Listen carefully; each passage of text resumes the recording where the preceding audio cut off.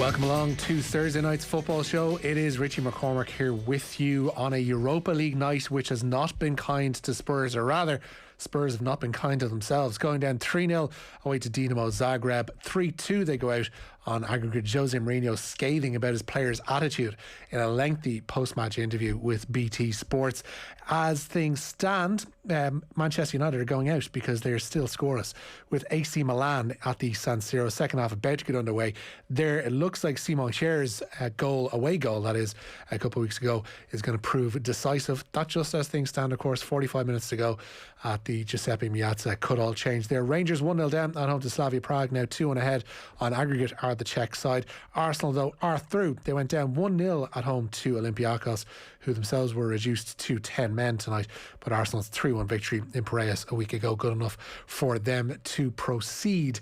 Elsewhere, we are on the verge of a new League of Ireland season. We'll touch base with Stuey Byrne and with Conan Byrne a little bit later on in the football show. But first, Stephen Kenny named his squad today for the upcoming World Cup qualifiers. Yes, we are there with Serbia and Luxembourg. Included were the likes of Aaron Connolly, first-time call-up Gavin Bazunu, and a first-choice goalkeeper in waiting in Quiveen Kelleher.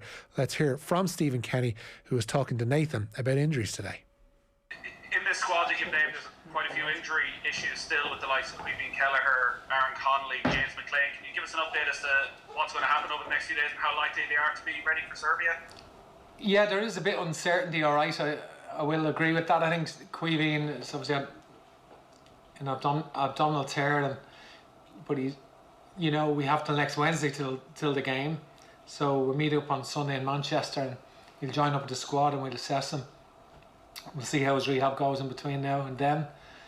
James is early enough days in his rehab as well, James McLean, so we'll have to see how that goes. It's too early to predict that. And Aaron Connolly, I think Aaron Connolly will be okay. I think I'm positive that he has had a fractured rib and he's been coming back, but he has resumed training, and we're hopeful that we'll have him next week. Yeah, Aaron Connolly, who has gone from having cracked ribs and being out potentially until April, according to Graham Potter just a week ago, to looking like he could be a key member of the Ireland squad for these upcoming World Cup qualifiers with Serbia and with Luxembourg. Joining us on the line from Canada, the man of 1,000 photo shoots, it is the one and only Kevin Kilbane. Kevin, good evening to you. Hello, Richard. How you doing? I'm not too bad. It has been a while since I got to slag you almost face to face, so I'm making up for lost time here. I know, geez, it's been a hell of a long time. I've not been listening to a lot of you lately. I have to say that. Listen, I won't take that as a personal insult. That's fine.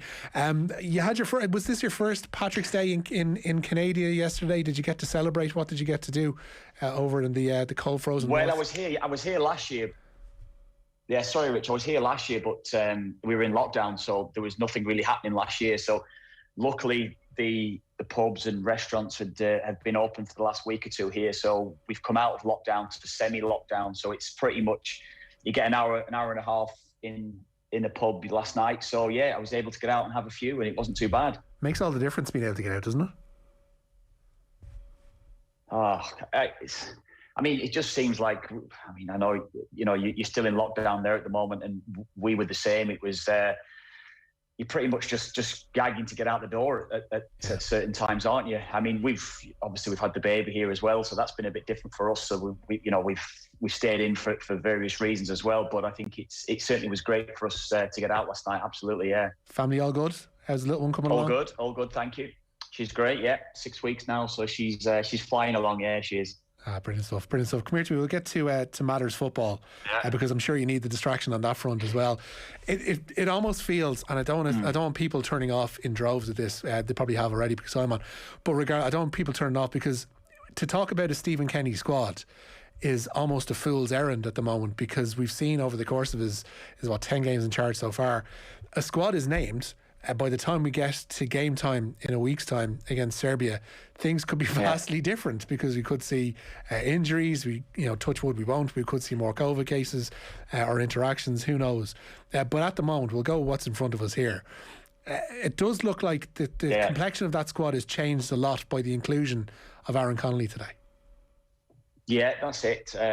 It certainly brings a different dynamic to the team when he's involved as well, isn't it? Judging from what he's saying there, just heard that clip, he sounds pretty positive that he's going to be fit and he's going to be available to play the game. A couple of new faces, it's of course in the squad. I have it here in front of me as well. But as you say there, I'm sure he's got his fingers crossed because he's had an awful lot of bad luck and bad news probably in the lead up to games with the injuries that he's had and various illnesses as well. So hopefully from his point of view now, it is now a settled squad. He has the players available to him that he's picked, and he doesn't have to then go searching and go chopping and changing in the next couple of weeks. But I'm certainly hopeful with that squad that we've got a squad, and hopefully with the 11 that he puts out, we'll have a squad and team capable of getting a result.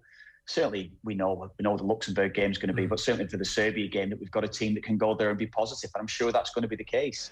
Yeah, being able to go to a place like Serbia and be positive is something that I guess he could learn a lot from the Scots from. I mean, they went over there and they beat them on penalties and cost them a place at Euro 2020, and ultimately that cost the previous Serbia manager his job. They've now got Dragan Stojkovic, a national legend, in charge of the team. Yeah. He's dropped a couple of experienced faces.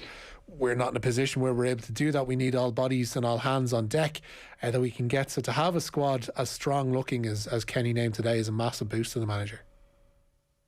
Yeah, absolutely is. And I heard him talking today about the game, of course, being, no supporters being at the game as well. I think that does help him. I think we have spoken about that during the last year, that I think certainly going away from home, it's not going to be as hostile as it might be.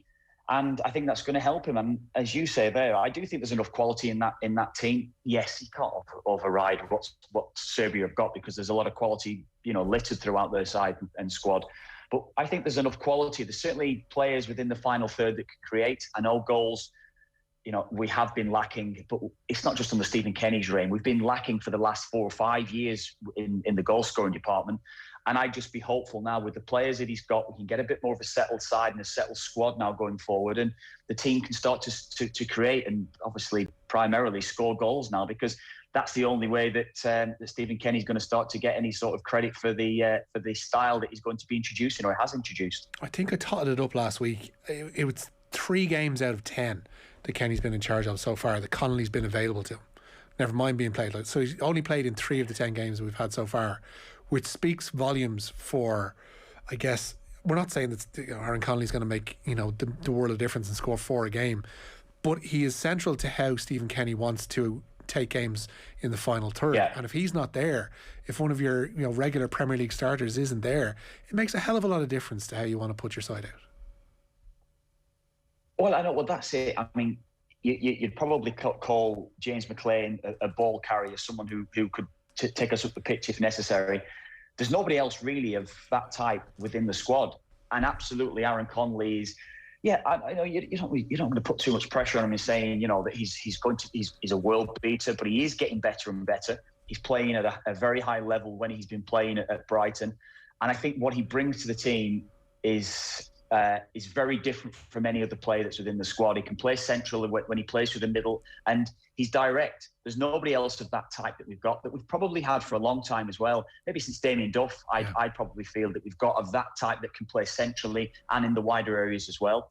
So, yeah, absolutely a key player for Stephen Kenny, and his lack of involvement has probably, it's been telling, hasn't it, for how the team have been performing, particularly in the last third, because there's not an awful lot of chances that's been created. We look at the lack of goals, but in a lot of the games, or some of the games, there wasn't an awful lot of chances being created. There's a lot of ball retention, and a lot of possession stats, and people's going to be looking at them that the stats have been quite high.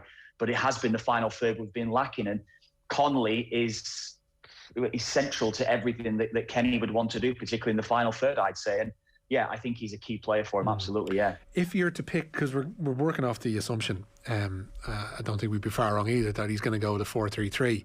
If you're picking 3 out of the forwards named today, Connolly, we presume, is going to be 1. Who are the other 2? Because that seems a bit of a trickier thing to kind of balance, because in the past, he's gone with, say, a Callum O'Dowda, or he's gone with a James McLean on the left-hand side, and he's maybe gone with somebody who's a bit more of a focal point, like a James Collins, or when he was available to him, David McGoldrick. So who are you picking alongside James or Aaron Connolly in that front 3?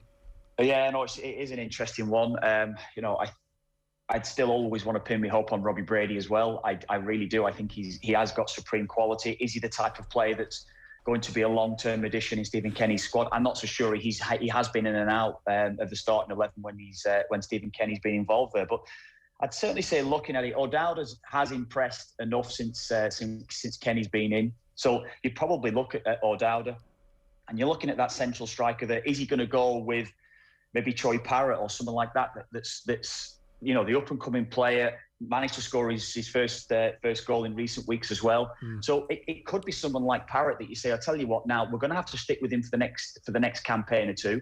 Let's go with Parrott through the middle. If he's fit, if he's looking sharp, certainly in training, that's going to make a difference. But you'd probably go Connolly, Parrott, and O'Dowd, the way that I would probably look at that front those front players that he's got within the squad. It's probably going to be that. And then you've got obviously Callum Robinson that brings a bit of pace off the bench. You've also got James McLean as well, and Robbie Brady, who I mentioned. So there are enough options to Stephen Kenny, whether you're going to start on the bench or you're going to be in that starting 11. I think there are good options for him. And you could make a case for any one of those 5 or 6 players that I mentioned there, really. I think he mentioned today that Parrott, or he at least alluded to it, that Parrott wouldn't be a starter necessarily in either of these games upcoming, but could be, take from that he could be an option off the bench. I mean, I've not heard what he said today actually, so I've heard little bits of what he said, but the way I'd look at it is, I mean, he's in the squad there now. Yes, he hasn't necessarily, he's not necessarily been scoring the goals that he would have liked when he's been on loan away from Spurs, but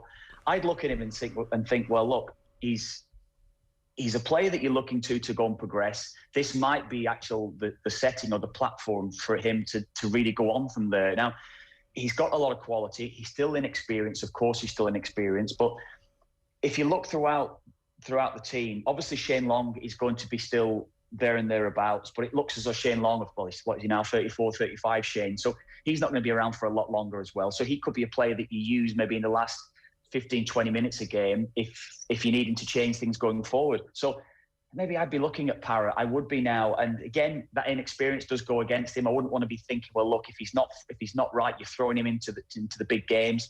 But he's the type of player, I think, that if he starts to play games, if he's got a manager behind him, like most players would be anyway, if you've got a manager that's right behind you and gives you the confidence to go out and play, then why not? He's young enough. He's proven in the past, Stephen Kenny, that he's going to throw the younger players in. So there are a lot of younger players throughout the squad. But why not? Why not go with Parrott, I think, and let's see how he progresses now, because we've been waiting now for a year or two, maybe more. We've been hearing his name. We've seen him progress through Spurs' youth ranks. Let's see how he goes now. And I wouldn't be surprised.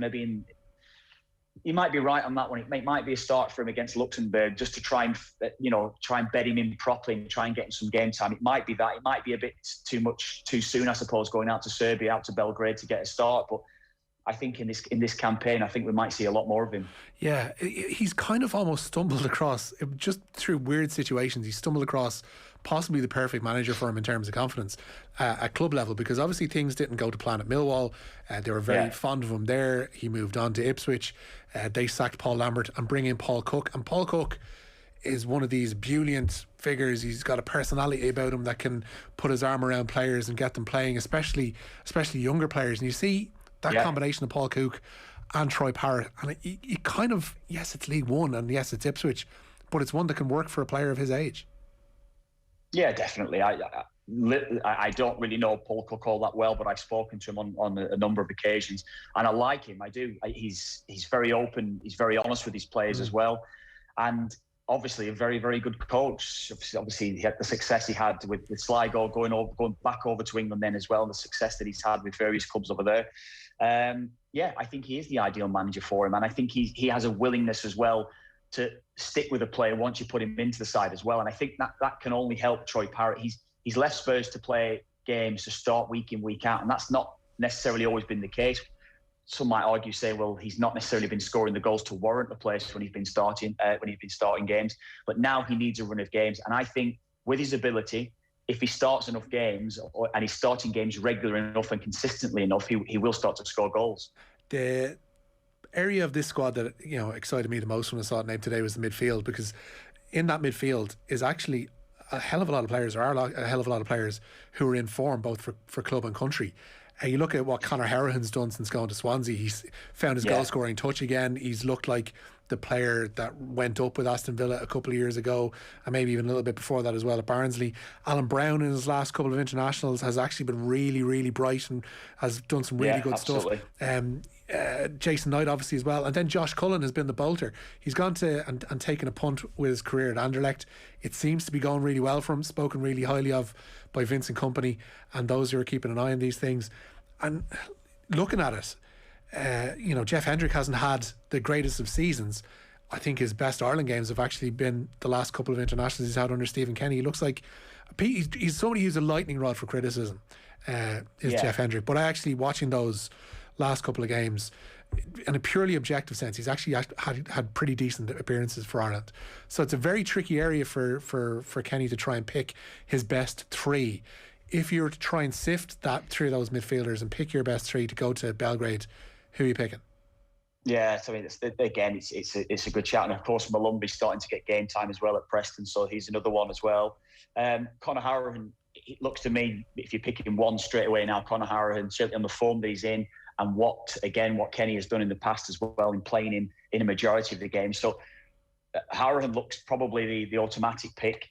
Jeff Hendrick, I would agree with what you're saying there as well. Yes, we've probably all waited for him to get to the level that he was at maybe at the Euros in 2016, and he hasn't quite hit that height. We know that he's not been anywhere near that level consistently enough over the last 4 years or so. But I agree. I think he's actually done quite well in the last few games. And, I think there is a certain amount of criticism, but I think he's had a willingness to take the ball, run forward without the ball as well, which is something that maybe he's felt a bit restricted when he's played as well at times. He's maybe not had that confidence to start to get forward. And I think Kenny has given him that as well, which he's a powerhouse. And that's the sort of thing that I think he brings to the team. So I would imagine that he'd probably go with Hendrick as well. I would think that he might go with his experience in there. People will be critical of that to say that he's not necessarily been consistent enough over the last few years. And again, I would agree with that. But it's more his experience and what he's brought maybe in the last few games under Kenny as well. And then you may be looking elsewhere. I think it's a difficult one. Would he go with Malumbi? Would he go with Cullen? Because, I've got to confess, I haven't seen Cullen play Anderlecht at all. So I don't really know how he's playing. But you'll go with what you're saying there. So I don't know. But I don't know. Honestly, the other one, I like Alan Brown. I've liked Alan Brown for a long time. He's just got a suspension there. I see that 3-match ban's upheld at Preston this week. So he'd be a bit fresher coming into the game as well. I'd like to see Brown get more game time. I would. I think he's getting better season on season.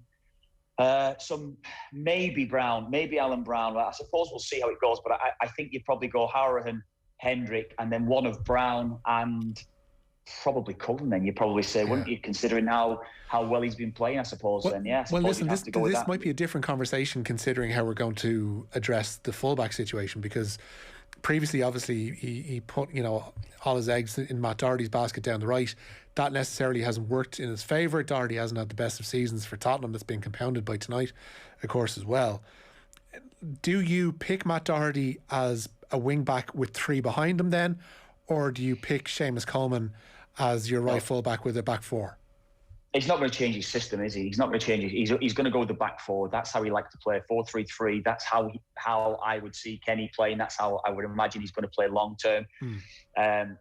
If it was going to be a four-man midfield, a 4-4-2 or 4-4-1-1, however you're going to go about it, I think you could get Coleman and Doherty into the side. But the first name on my team sheet would absolutely... I mean, again, Coleman's had injuries, so let's monitor him, see how he is as well recently. But Coleman will be my absolute number one pick every single time. He's been the captain for a long time.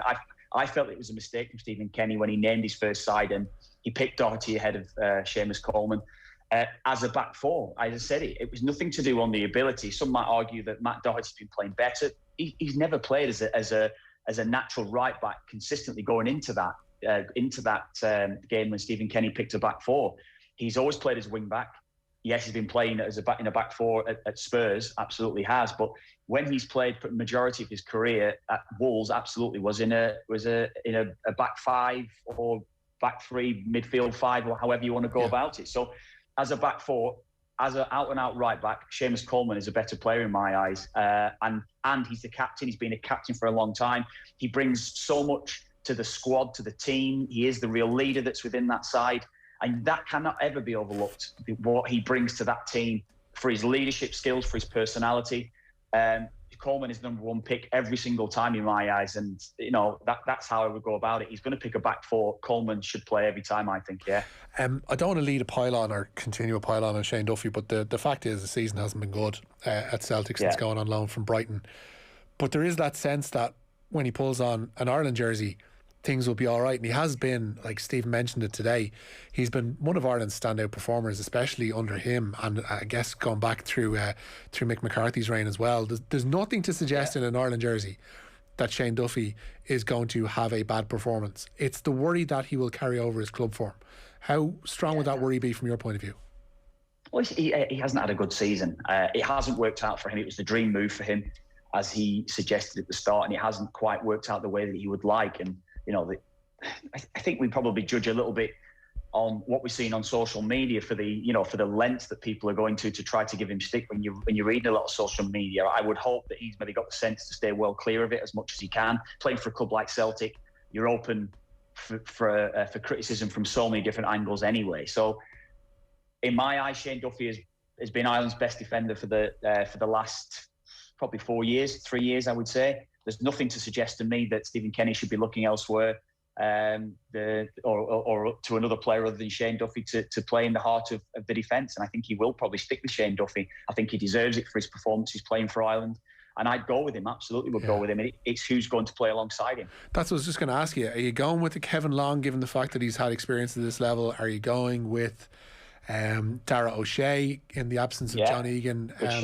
Kieran Clark back in there as well, and I heard Kenny Cunningham talking about Kieran Clark recently. He's played very well considering the situation he's in at Newcastle too. Yeah, he's a good player. He's a very good player. Again, he's at the when you've got players that's playing week in week out, it's always a help. I feel.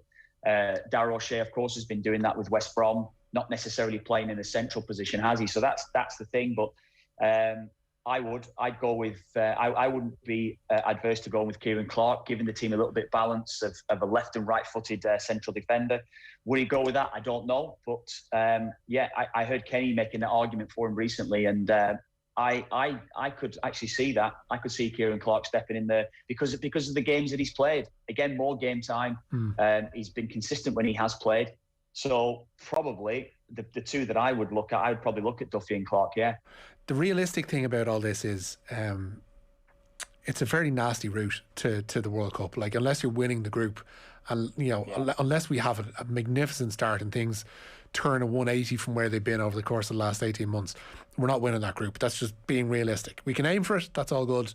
The chances are with a Portugal and a Serbia in there, it's going to be very, very difficult. What's the realistic aim for this group of players, for this manager coming out of Group A of the World Cup qualifiers?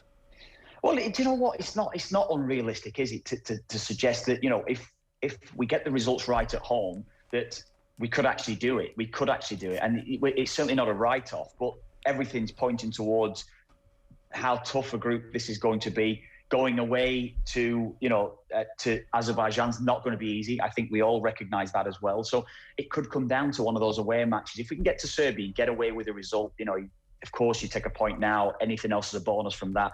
But as I was saying earlier on, there's enough creativity in the side to go to Serbia without the crowd as well. I think what is going to help us to suggest to me, look, we can actually go there, put in a good performance and come away with something which might be a magical result in getting a win.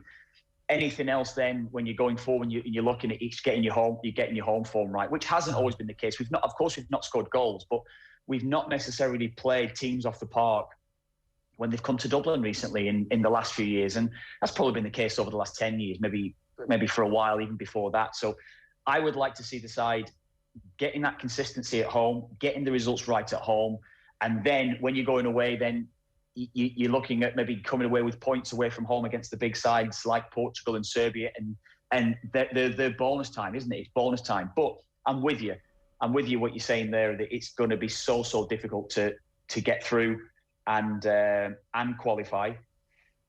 But who's to say we can't though, Rich? Who's to say that we can't do it? And that's where I'd stand on it. I wouldn't necessarily be going into this World Cup campaign. If I was to play within the Ireland squad now, and we had some daunting groups when I would have been playing as well, and I wouldn't necessarily have looked at Germany when they were in our group, of Italy when they were in our group at times. whoever it would have been, and I would have said, well, look, we're not going to beat them home and away. I generally wouldn't have thought that. Look, when you're in a game, when you start a match, you're thinking, look, you're getting a point here, you're doing well, defend what you've got to start with and then build from it. And, you know, we managed to get some decent results from having a strong mentality when we went away against some of the better sides over the years. So I would suggest that would be Stephen Kenny's mindset going into this. Honestly, I think he'll be thinking, look, nothing but winning that group, which we know that is a tough ask. We know that, but that's the only thing that he can be thinking about, and that's the message I'm sure that he'll be getting across to the players. Yeah, we've had a text in before you go from Brian, who says, touch of class from the big man there, Kilbane, with the Drambuie product placement over his left shoulder. Nice drop on a cold spring day. Look at you there. Is this part of it? Like, is this what you learn from the magazines? Is that if you get stuff in shot, then you're going to get an extra few quid out of this? Or yeah, I didn't know it was there, but I didn't actually know it was there. I'm surprised it's not Jamison's actually. So there's more product placement. It's probably is it a leftover from last night or? No, actually, it's leftover from Christmas. a proper Christmassy drink over in Canada. Drambuie with Kevin Kilbane. Yeah, Kev, there you go. We'll let you go. Thanks so much for taking time out and speaking to us. Hopefully we'll go on. Great to speak to you. Thanks very much. And you, mind yourself, kid. Kevin Kilbane there, 110 Ireland caps, 111 appearances in OK Magazine. Football and off the ball with thanks to Paddy Power. For more information on responsible gambling, visit gamblingcare.ie. Things have changed hugely in the Europa League. It's AC Milan 0, Manchester United 1, past the 70-minute mark at the San Siro. Paul Pogba with that goal 4 minutes after his introduction, a half-time substitute for Marcus Rashford there. And it's currently Rangers 0, Slavia Prague 1. Rangers cause not helped by the sending off in the past few moments of Kamar Roof, who was only a substitute of 7 minutes standing after coming on for Scott Arfield. So it's Rangers 0, Slavia Prague 1. Slavia leading 2-1 on aggregate now. I'm looking like they're going to dump Rangers out of the Europa League. Manchester United look like they're going to go through at AC Milan's expense. It is the eve of a brand new League of Ireland season. We'll be looking at that in depth with Stuey Byrne and Conan Byrne after these. I'm sorry, you can sit there and look and play with all your silly machines as much as you like. What does that mean? Fit to split? I don't really know what you mean. Angry, upset, frustrated, steaming. No. Only in sex masochism.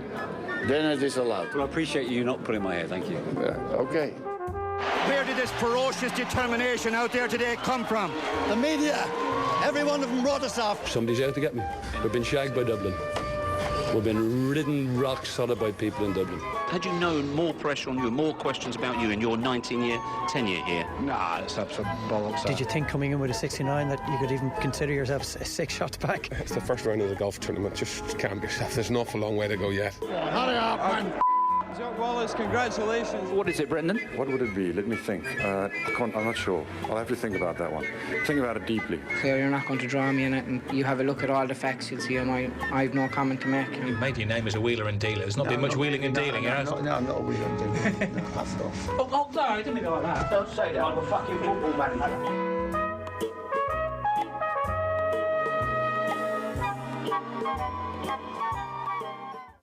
Football on Off the Ball with Paddy Power. Ready for your next big move? The trip from the fridge to the couch. Gamble responsibly. Gamblingcare.ie. Down to business. This Saturday on Down to Business, we ask if everything you know about marketing is wrong when I review the book, The New Chameleons, How to Connect with the Consumer Who Defies Categorization. I meet the man behind Ireland's first digital pharmacy. I meet the woman looking after the water wipes company that most parents know well. Plus, we take a look at the very busy world of the courier. Down to Business. Brought to you by Bank of Ireland. With me, Bobby Kerr, this Saturday morning from 10. On News Talk. No one does Cheltenham quite like QuinBet. With a huge selection of markets on horse racing, plus all your favourite sports. We've got you covered right through the festival and beyond. You can find us on mobile, app and PC. QuinBet.com. T's and C's apply. Gamble responsibly. Visit gambleaware.ie. Tom Watson, you're welcome to Golf Weekly. Hey, this is going to be fun. Very happy to say European captain and, of course, three-time major winner Padraig Carrington joins us. Today's special guest on Golf Weekly is Lee Westwood. Thanks very much. Yeah, I'm honoured and delighted. Let's bring in Paul McGinley, who joins us now. Paul, you're very welcome. Shane Lowry, how are you keeping? I'm good, thanks, yeah. Well, I'm as good as I can be. The biggest names in golf and Ireland's best golf podcast, Golf Weekly, now exclusively available on Patreon. Go to otbsports.com/Golf Weekly to sign up now. For us racing fans, the going has been quiet. But with Cheltenham here, the Irish Independent and Independent.ie will get you closer to the action. With our in-depth coverage, our top team of riders are here to bring you a 12-page supplement every day and bring you into the heart of the action. Come on, things are about to get going. Up close and independent! More than 2,900 people develop bowel cancer every year in Ireland. The Marie Keating Foundation is urging anyone with concerns to talk to your GP. If you have unexplained weight loss, a change in normal bowel habits, blood in your stool or pain in your abdomen, please see your GP. When caught early, bowel cancer is very curable. For more, visit mariekeating.ie. Kindly supported by Servier Laboratories Ireland.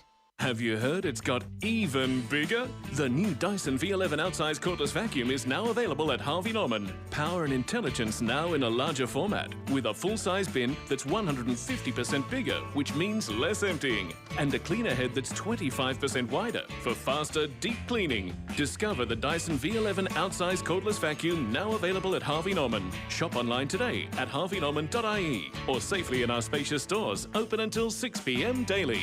Go! Picture yourself on a stunning beach in Connemara, gazing up at the 12 Bends, hiking in the National Park, scenic walks and cycling the Connemara Greenway. Now imagine yourself at Ballynahinch Castle, enjoying all this and 700 acres of natural beauty. Surround yourself with space this summer at Ballynahinch Castle. Book now at ballynahinchcastle.com. Football on Off the Ball. With Paddy Power. Champions League nights on Off the Ball. Bigger than Zlatan's ego. Gamble responsibly. Gamblingcare.ie. Yeah, speaking of Zlatan, he's just been denied by Dean Henderson in the Manchester United goal. It remains AC Milan 0, Manchester United 1 with 13 minutes to go at the San Siro. So Manchester United going through 2-1 on aggregate as things stand.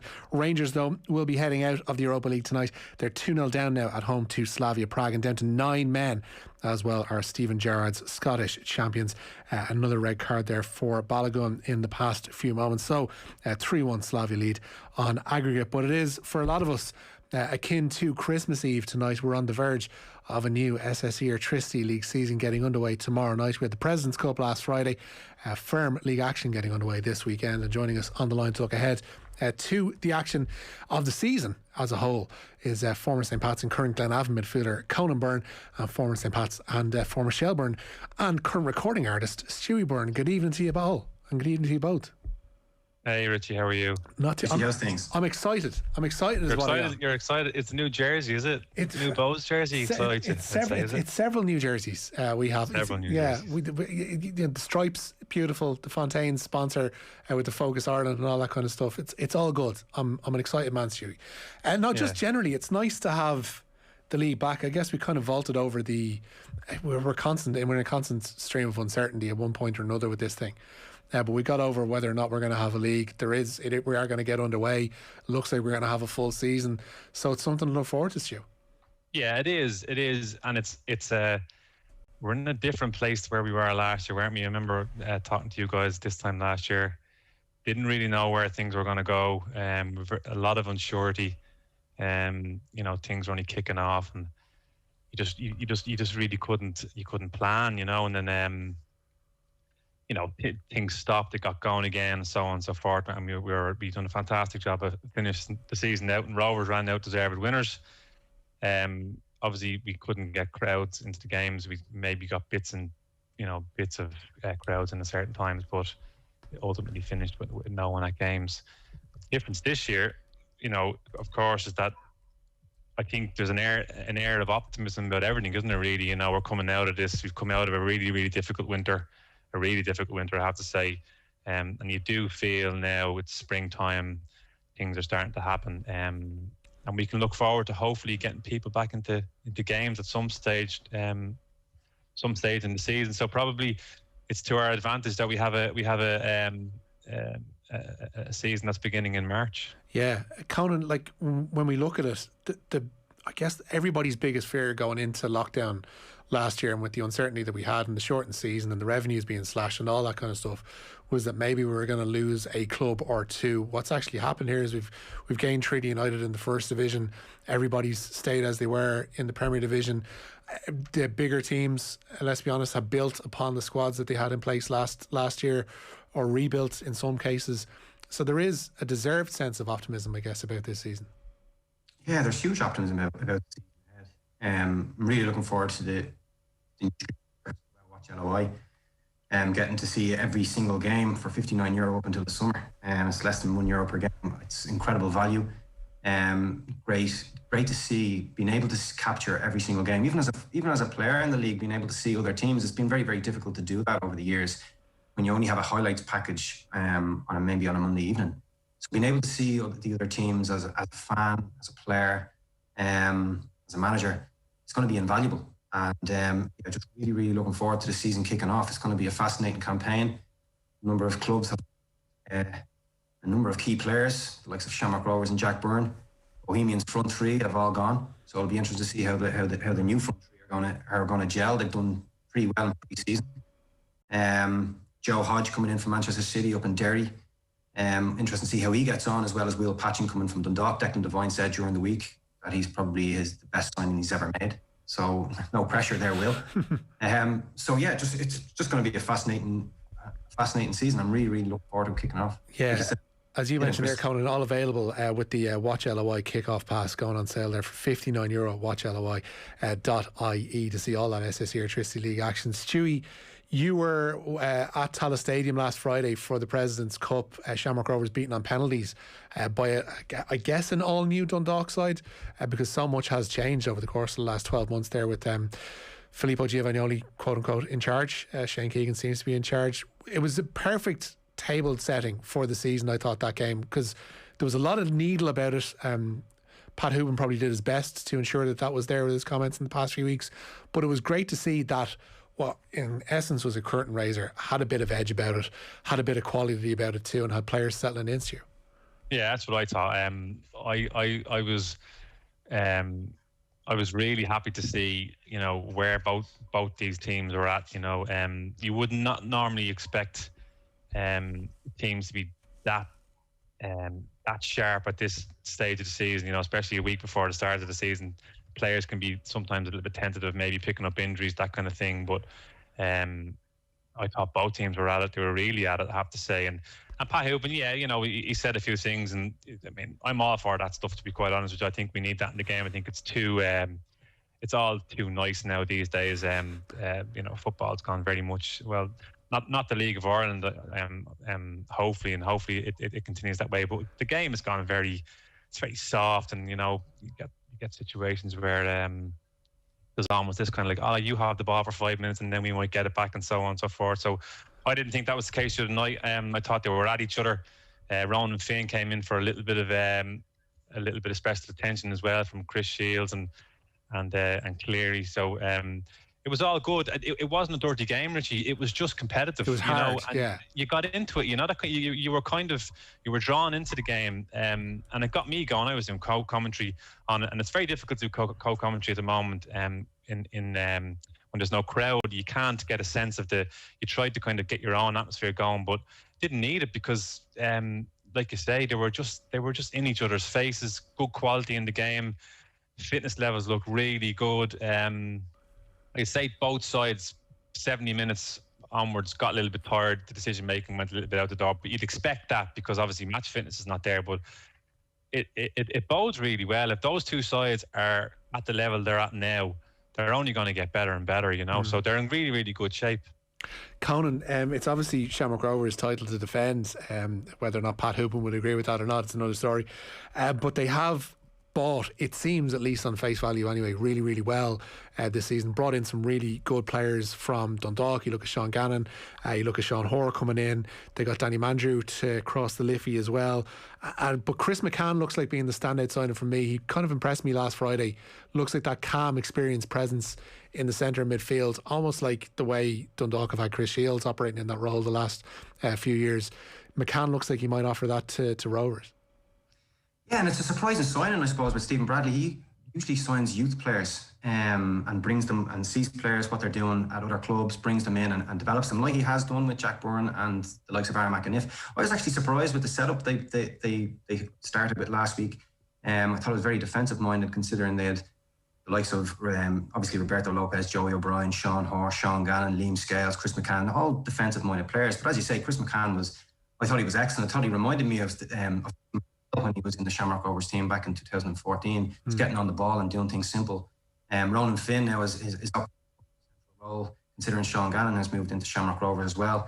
So it'll be interesting to see how the old legs in that Shamrock Rovers midfield will do this season, because as I said, it's something that Stephen Bradley hasn't been used to.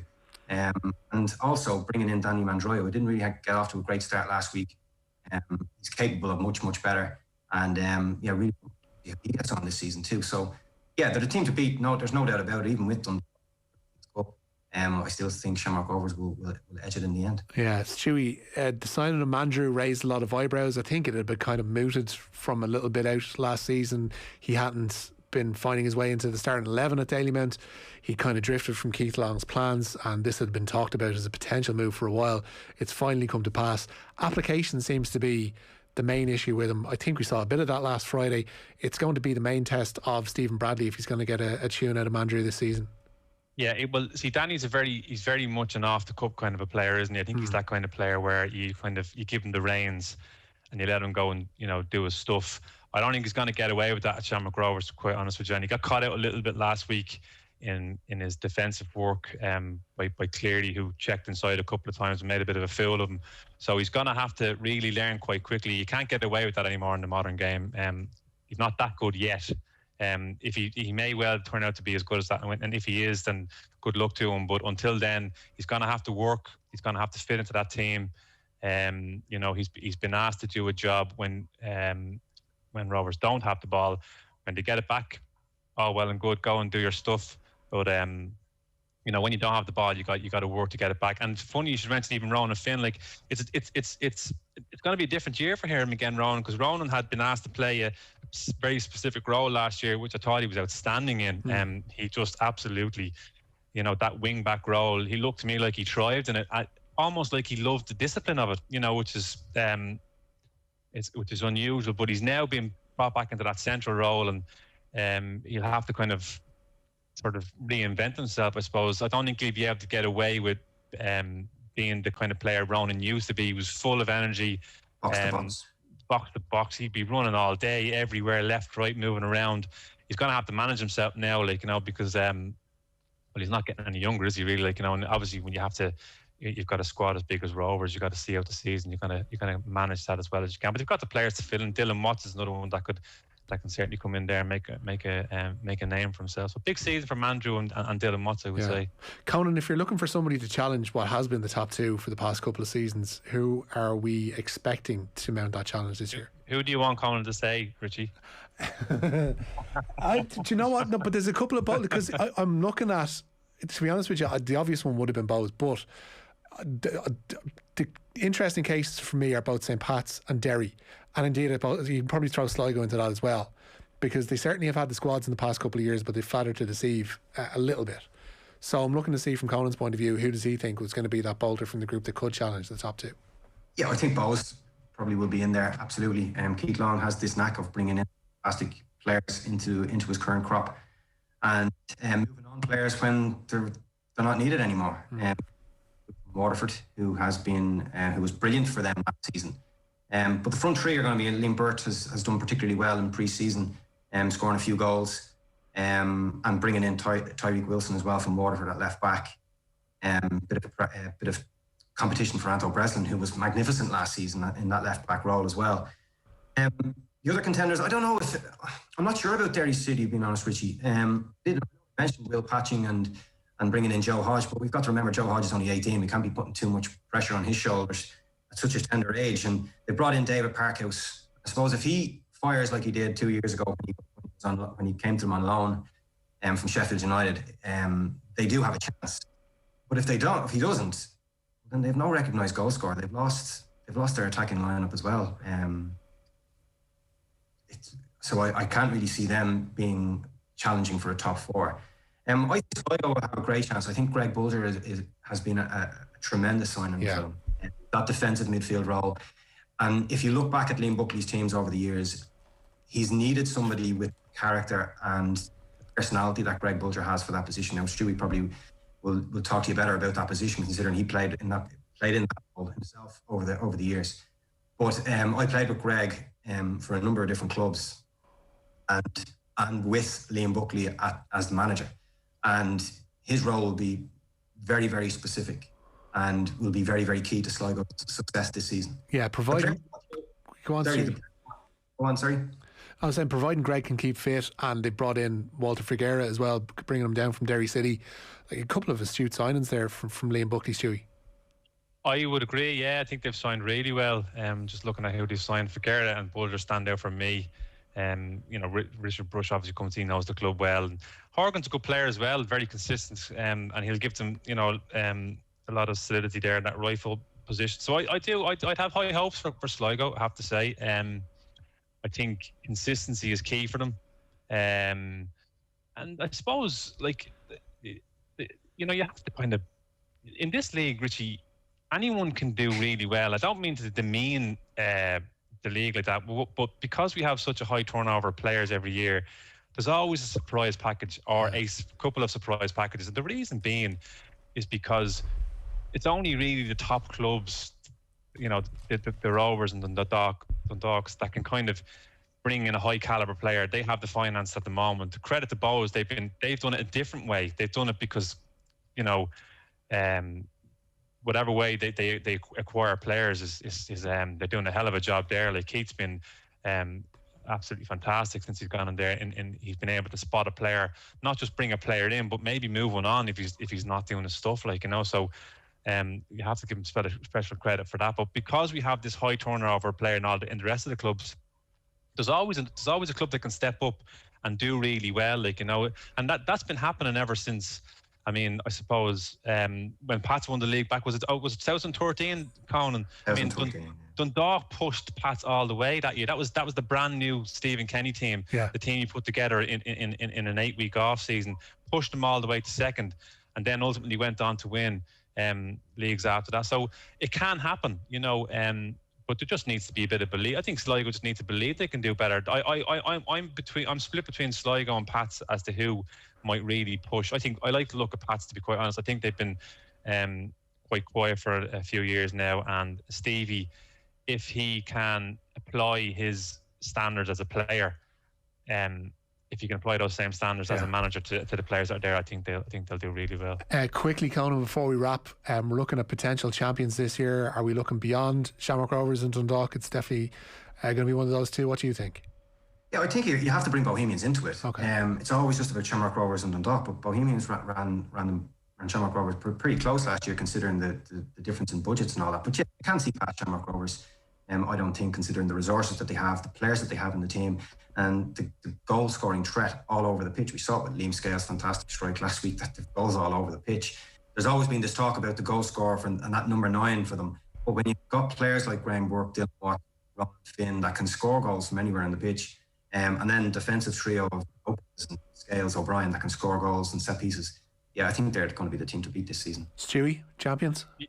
Difficult to disagree with it. Yeah, I think they're the team to beat, Richie. Plus they've got the ability to strengthen in the summer as well. I know Dundalk do as well, but Rovers look to have a couple of aces up their sleeves at the moment. Yeah, and you can catch it all with the Watch LOI kickoff pass, which went on sale at €59. WatchLOI.ie.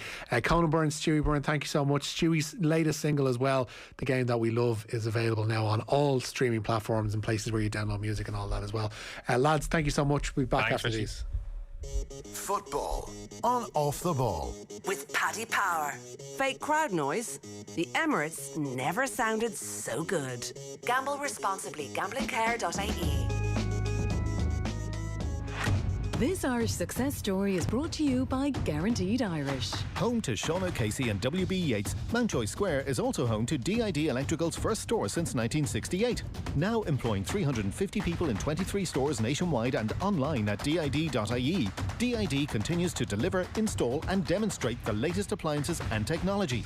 Guaranteed Irish welcomes companies that are altogether better choices for our communities. So look out for it. Guaranteedirish.ie. Altogether better. Get ready for the Cheltenham Festival with the Boyle Sports app, with markets available on every festival race, plus free live streaming on all UK and Irish horse races. The Boyle Sports app has got you covered. Need to study up? Check out our Racing Post insights or watch our exclusive video previews with Cheltenham Gold Cup winning jockey Robbie Power. The Cheltenham Festival on the faster than ever Boyle Sports app. Boyle Sports. This is betting. Gamble responsibly. See gamblingcare.ie. 18+. A first-time buyer? When you're ready, we're ready. Go to libertyinsurance.ie and get up to 9 weeks free home insurance. Some good news for first-time buyers.